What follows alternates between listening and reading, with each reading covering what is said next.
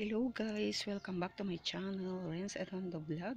At nandito tayo ngayon sa Ibigan, Ilocos Sur para sa aking 2 days vacation kasi dumating yung kaibigan ko, si Ate Lorna. Galing Taiwan kaya in-invite ako na magbakasyon, which is pang 5 or pang 4 ko na punta dito sa Ibigan, Ilocos Sur.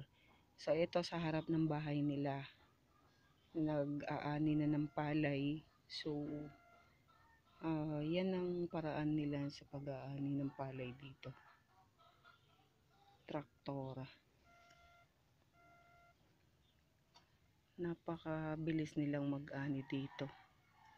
Hindi katulad sa amin sa probinsya namin sa Marinduque na halos mano-mano pa rin ang pag-aani ng palay.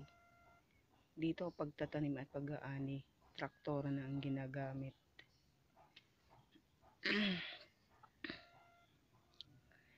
Ayan.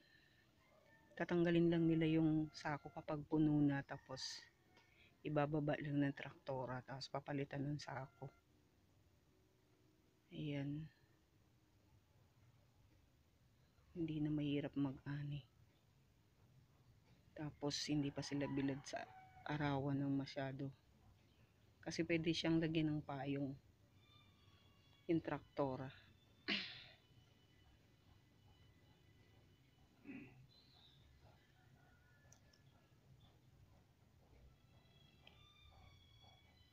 Hindi na mahirap mag-ani dito, hindi na mahirap magbukid. Unlike sa mga ibang lugar talaga na treasure lang ang gamit, gagapasin pa ng mga tao. Sa sobrang init ng araw ngayon, grabe, hindi ka na makakatagal ng hanggang alas 10 sa initan. Kasi sobrang init. Kapag mahina ka sa init, baka ma-heat stroke ka pa.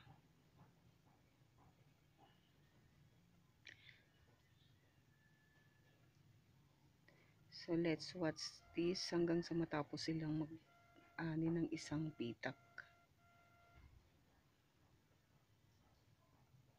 At paki-share na lang din ang aking video. Like, comment, and share mga guys.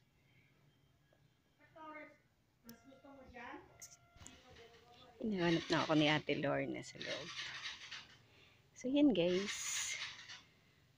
Enjoy lang din ang bakasyon ko dito. Kahit 2 days lang pwede na. Para makapahinga lang ang isip at katawan sa trabaho. Enjoy lang ang buhay. So kaya may pagkakataon ako tuloy mag-vlog ngayon. So ito lang yung nakita ko kanina, kaya sabi ko i-vlog ko na lang. So dito lang ako nakakita ng traktora na nag-aani. Sa ibang lugar wala kang ibang makikita tulad sa amin. Tapos napakabango ng amoy ng palay kapag nagagapas. Naaani na siya. Namimiss ko tuloy yung buhay namin nung maliliit pa kami. Naglalaro sa palayan kapag nag-aanihan na. Tapos kahit sobrang kate, masaya naman kaming mga bata tumutulong sa paggagapas.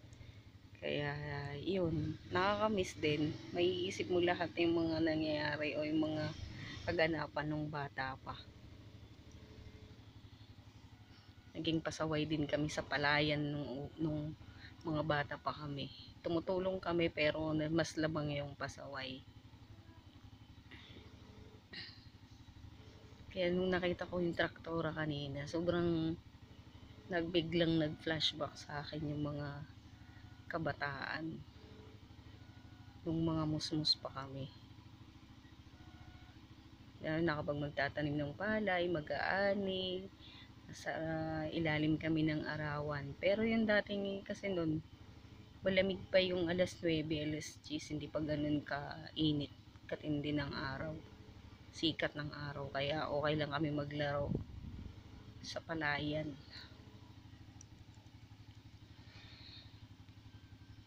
Iba talaga ang buhay dito sa probinsya. Napakasariwa ng hangin, malayo sa polusyon, malayo sa ingay.